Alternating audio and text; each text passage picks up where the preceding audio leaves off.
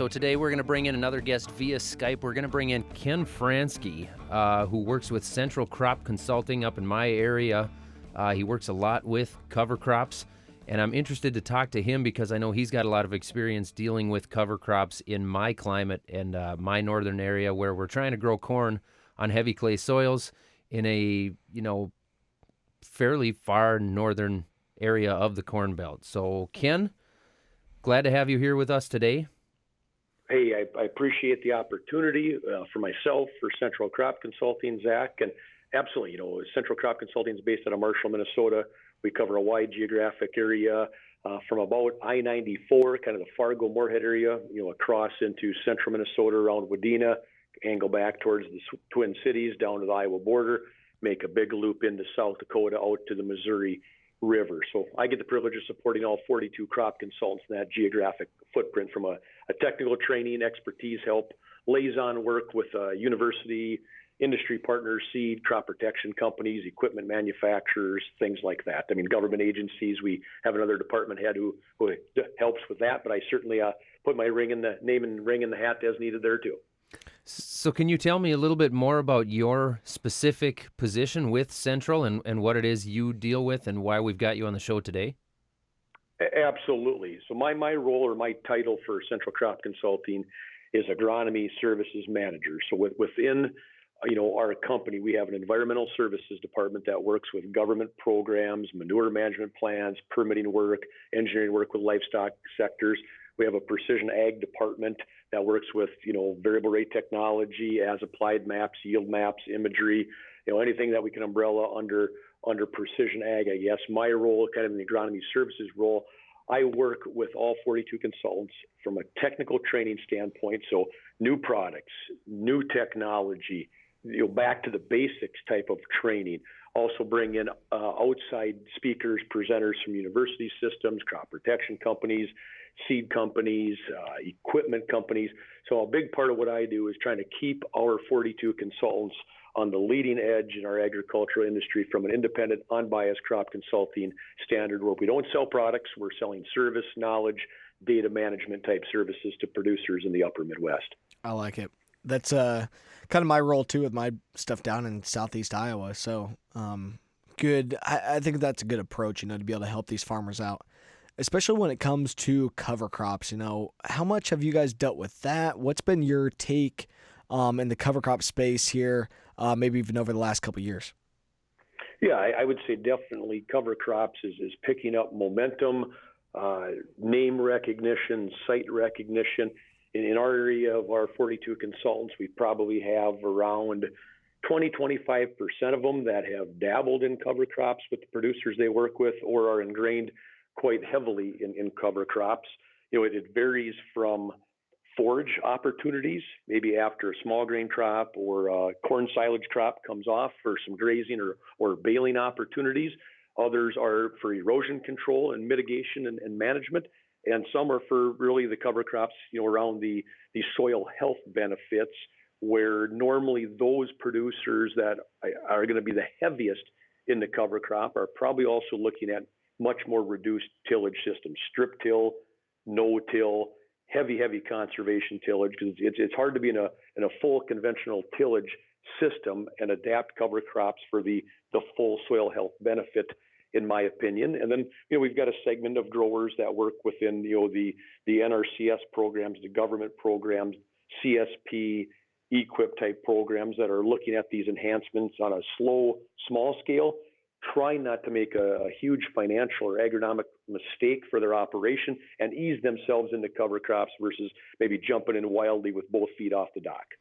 Well, that's really a big key to this because we all, we can see the potential benefits of cover crops on paper for guys like myself who have never had good luck with them. I can see why I would want cover crops on my fields and why I'd want to work with that. I mean, there's multiple benefits or multiple potentials for benefits there, but do you have any advice for a guy like me who has struggled to get them going? And I should tell you, we've tried them 3 or 4 different times over the last 3 years here and really struggled to get them going. I understand some of that has to do with conventional tillage and running a corn soybean rotation on in an area where we have a shorter season for growing those crops. And so really getting the seeds, the cover crop seeds incorporated into my soil is the difficult part. And so what we've tried to do is fly them on, and we just haven't seen some success with it. So do you have any advice for someone like me as far as what you think I should consider changing or doing with what would make sense on my farm? Right. Great question, Zach. Kind of a big topic there. Overall, what we've seen through our consultant network is we would probably prioritize flying on a cover crop as probably the application of last resort because it normally comes with the greatest risk. Now, in the last couple of years in areas of Minnesota, South Dakota, where we've had significant rainfall, significantly above normal rainfall, where our normal precip is going to be in the high teens to mid 20 inches of rain. So let's say 15 to 25 inches of rain in our crop growing season. We've had 35, 40, 45 inches of rain in areas of Minnesota the last 2 years, and their aerial application seeding of cover crops, with good moisture, has worked out okay.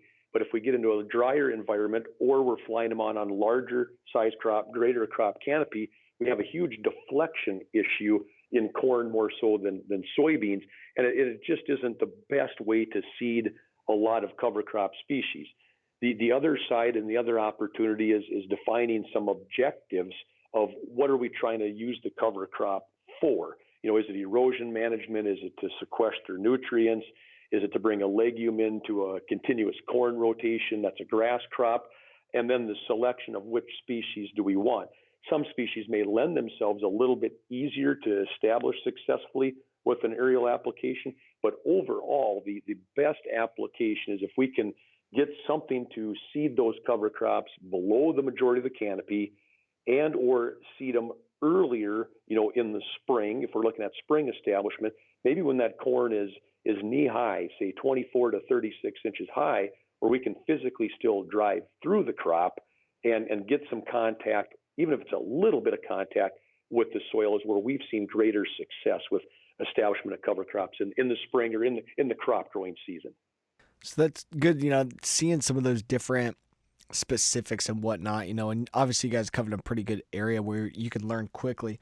In your role as a technical agronomist, whatnot, and in providing training, what do you think are some of the components that you wish you had in order to pass that along to the rest of your consultants and whatnot? That with this podcast, we're trying to create more awareness and be able to create a larger network and whatnot. What are some of those components that you think are still missing, especially at the angle that you come about this issue at?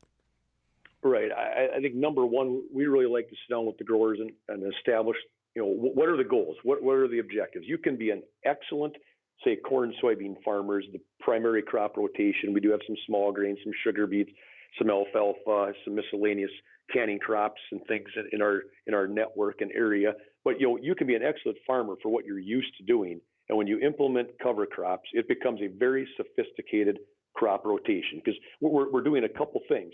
Number one, for the primary crops we're growing, corn and soybeans, we are introducing a weed species basically because that's not our primary crop. So we have to be careful of when we introduce that crop so it doesn't get too much vegetative growth.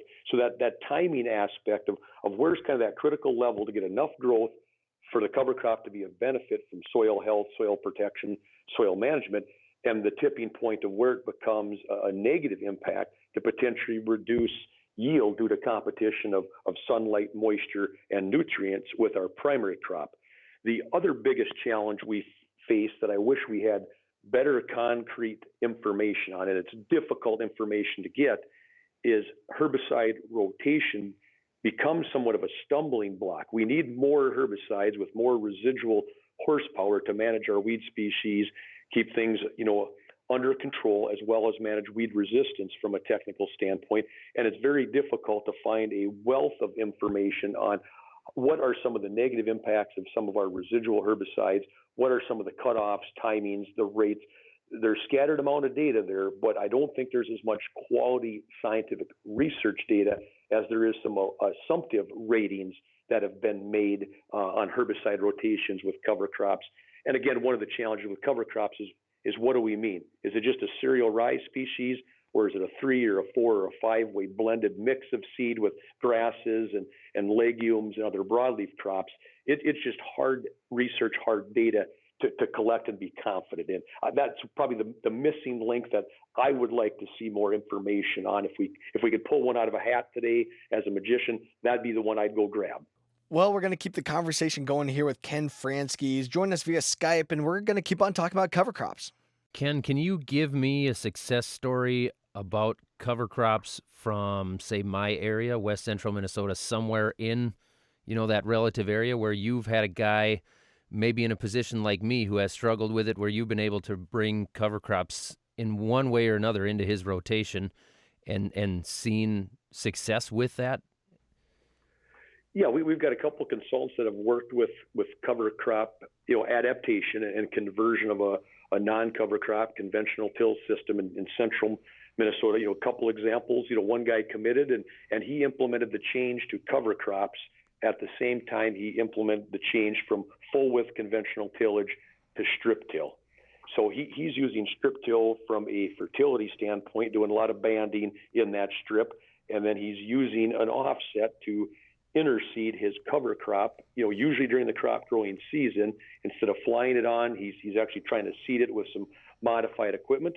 We have another grower and consultant in another area that has gone the route of using a high clearance sprayer, adapted it with drop tubes, and he's seeding cover crops without really any incorporation or tickling of the soil surface. But he's using these drop tubes on a high clearance sprayer to drop the seed down into and below the canopy, pretty much directly on the soil surface. So he's getting it through the canopy deflection risk down closer to the ground, where hopefully it can get in contact with the soil, work its way through the residue over time. So, the strategy's been implementing some tillage changes, some seeding application changes, and then learning fast and failing shortly. If things don't work, how do you modify some equipment, or how do you modify your total operation? No, it's interesting. Being able to kind of think outside the box and whatnot there. What do you think across your network, there's plenty of guys who are trying to figure this out, or are curious about it? What's your message to them to spark some more thought process about cover crops here?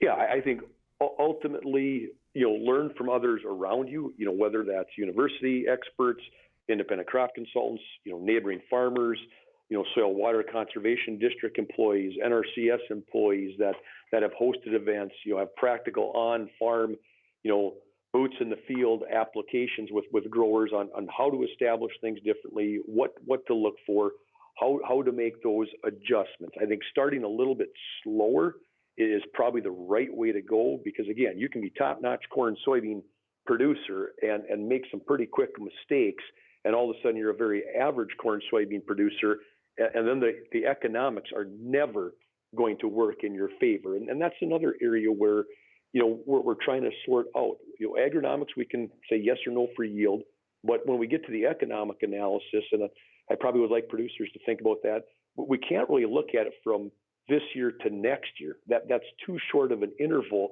when we're working with a biological system in our soil to fully take on the changes and kind of adapt biologically. And that's hard for all of us to do, is be able to stomach it long enough over 5, 7, 10 years and let the biological activity change for the better in most cases, and really get to the economic analysis instead of short-term, more long-term, those 3 to 5 to 10-year periods. So I think, to be fair to yourself as a producer, you've got to be able to implement slow and steady, so you can say agronomically I'm seeing some benefits, but also you can track some things economically, so you truly know you've got your proper return on investment. Cover crops can vary from as low as $10 an acre invested to as high as $50+ an acre just for the seed. And then you've got some application equipment or some custom application charges and things like that. So it's not a real inexpensive proposition to jump into. So making sure you've kind of done your homework of how and why you want to get started, and what are the adjustments you're kind of have plan A, plan B, plan C along the way. Yeah, that's good information, because we know the economics of it is, certainly a difficult part. Like you said, the agronomics are there. If you can make the agronomics work is one thing, but then also making the economics work for you on your farm is a whole nother hurdle in and of itself. Well, and yeah, without looking at it as a long-term kind of thing too, like I said, and trying to baby step into it, being strategic and having that plan, and then the plan B, the plan C, to figure out, okay, if we're gonna go this route, we got to really buy in, and we got to be able to have a good mentality to it, and we got to be kind of curious. We got to have a kind of a fighter mentality too. That if we're gonna do this, we're gonna have to tough it out, figure it out, and maybe have some hiccups along the way. But if I can work with others, if I can work with mentors and whatnot, like we've learned about here so far on the podcast, that can help me out, and that there's resources out there, there's tools to be able to help, and tools where I can go and I can think about this and put together a good plan. So, and I think, to one of your questions earlier, Zach, in your geographic area, central Minnesota, things that we see, we read about, we Google on the internet, we see in social media, farm magazines, wherever it's coming from, things that are outside a fairly tight geographic area might not be applicable to Zach in central Minnesota. So things that are successful, Mitchell, down in your area, southeast part of Iowa, or across in Indiana or Ohio, or down in Missouri or Arkansas or Texas, the growing seasons, the environments, the growing degree units, the rainfall patterns, the soil types that affect soil biology, it is not a one-size-fits-all cookie-cutter approach that I really think producers need to look much closer to home, maybe in a 100-mile radius, and start there, then a 200-mile radius. You start getting out further than that, there's things you can learn and things you can think about of how do they apply, or are they applicable to my local operation in central Minnesota versus Ohio versus Missouri versus Kansas or something like that. So I put a little caution out there that I haven't seen a cover crop system that's a one-size-fits-all approach, just like I really haven't seen any farm operation that's a one-size-fits-all answer either. Yeah, I love that. And I think that's really what the Fieldwork podcast is all about, is throwing out those different ideas, throwing out those different resources and whatnot to spark the conversation and to say, hey, we understand that there is a very much ongoing challenge that we're going to have here to improve our impact on the environment, on water quality and whatnot. Here's some different ideas. It's not a one-size-fits-all, and that's why I think it's going to have to be us as farmers to go and do it, because a lot of the regulatory kind of side of things, or some overstepping of like full-scale implementation, ends up being a blanket coverage a lot of times, and that is not what we want to do. That each farm is very different. What works for Zach, what works for your growers, Ken, and what works for me and my growers down in southeast Iowa is all going to be very different. So I think that's really a good way to go about this. That it does take sparking some new ideas and trying some things out. So Ken, a good quick kind of chat with you here today, but what's, a couple other of your kind of concluding thoughts, and where can our listeners go to get some more information or to keep the conversation going with you? That's really what it's all about here. Like I said, fostering that conversation and sharing ideas. Yeah, absolutely. I think locally, talking to producers, I think, if growers are looking for a financial, cushion or a little bit of a safety net as they think about adapting to a cover crop system, certainly talking to your local Natural Resource Conservation Service office, your typical NRCS initials that we talk about a lot. There are various cost share programs that, can help with equipment purchases, could possibly help with seed purchases, could possibly have some enhancement payments to look at soil health benefits, water quality benefits, things like that. So that's an excellent resource for us on the Centrol Crop Consulting side. One of the easiest ways to look us up is on the internet, centralcrop.com. You can call into our office off the internet and things like that. You can look at the maps geographically of who some local consultants would be. That in the technology age, that's the simplest way to start looking up Centrol Crop Consulting, or me specifically. Excellent conversation here again. Ken Franzky, the Agronomy Services Manager with Centrol Crop Consulting. Thank you for joining us here today, Ken. Really appreciate it. Thank you, Zach and Mitchell, and anything we can do to help producers. That's what we're all about with Centrol Crop Consulting. So again, thank you. Love the opportunity. Would like to keep an open invitation to assist. Absolutely. Thank you. All right, that was Ken Franzky joining us via Skype. He's a cover crop consultant up in Minnesota area. Thank you, Ken, for joining us today. You bet, guys. Take care.